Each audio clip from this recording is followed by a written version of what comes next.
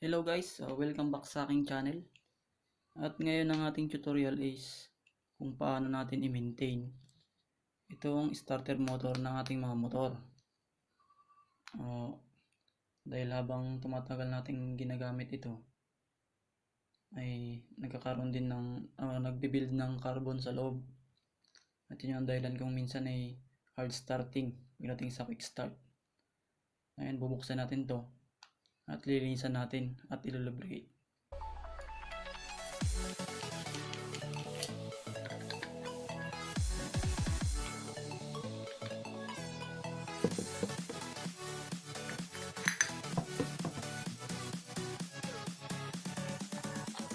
Hilain nyo. Bibuild na ng carbon sa loob. Ayan.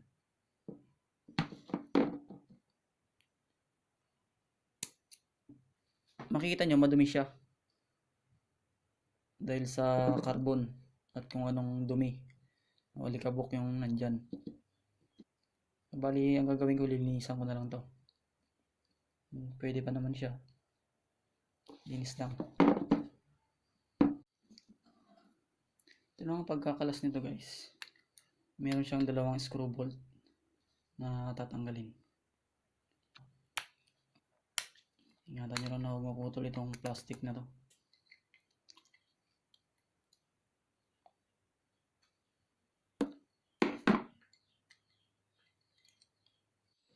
Ito guys, pwedeng punasan nyo na lang siya. Huwag nyo siyang bubusan ng gasolina. Ay maaaring sirain ng gasolina yung pagkakadikit niyan. Para naman dito sa kanyang dito nagagasgas yung carbon brush. Yung gamit ng 1000 na sandpaper.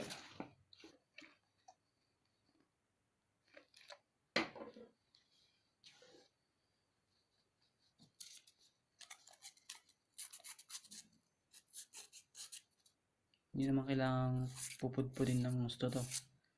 Basta malinisan lang siya. At smooth. Kailangan na lang is i-lubricate. Lagyan natin ng mga grasa. Yung kanyang itong bearing. Kailangan lagyan ng grasa ito. So, para matanggal yan, sungkitin nyo lang yung gilid. Yan.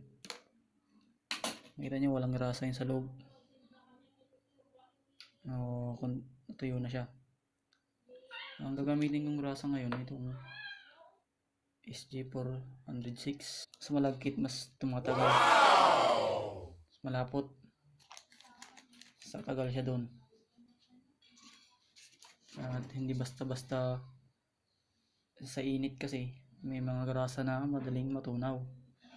Ito medyo para sa akin mas maganda ito.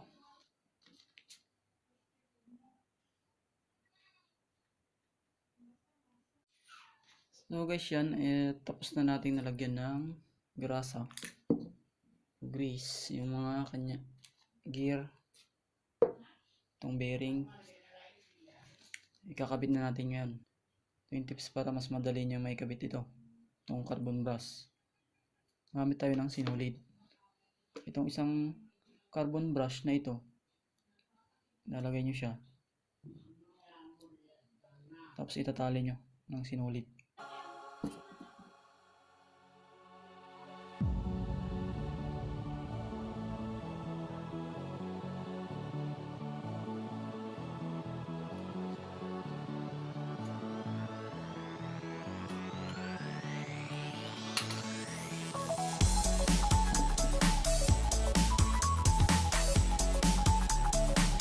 So ayan, itinali ko na lang siya ng sinulid para hindi mahirap ikabit itong mamaya.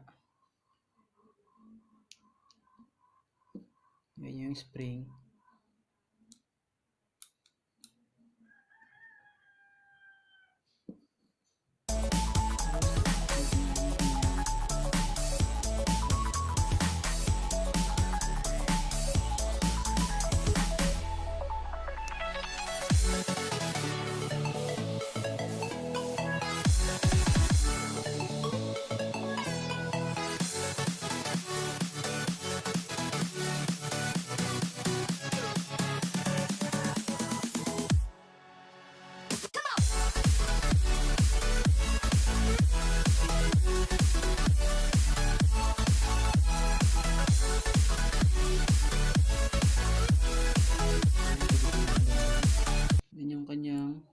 terminal. Lagyan nyo na rin yan.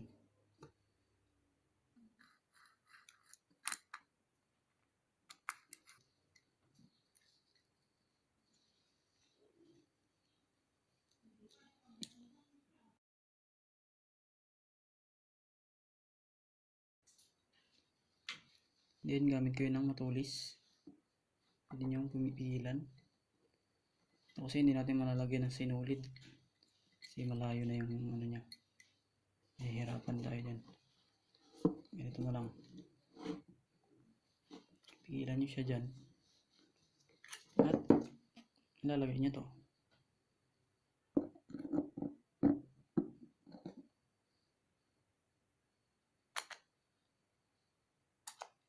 Yan.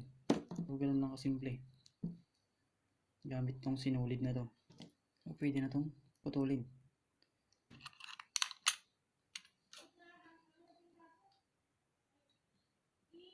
Itong dulo hawakan nyo. At lalagay nyo na ito. Pero doon yung meron ding grasa sa dulo. Para yan yung mag-lubricate sa kanya. Doon. Sa kanyang bushing.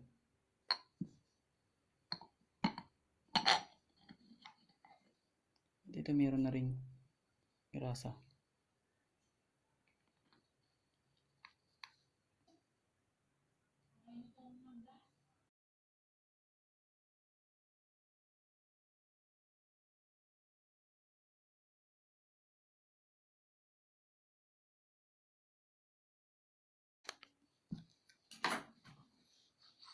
So yun na guys. Pag pinihit nyo to, ipihit nyo, malambot lang siyang ikutin.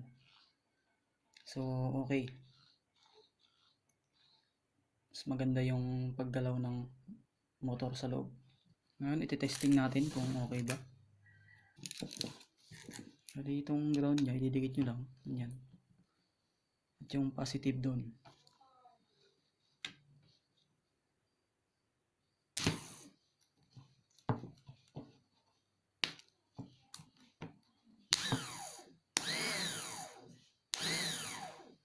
So okay, gumana. Sabihin, okay yung pagkakagawa.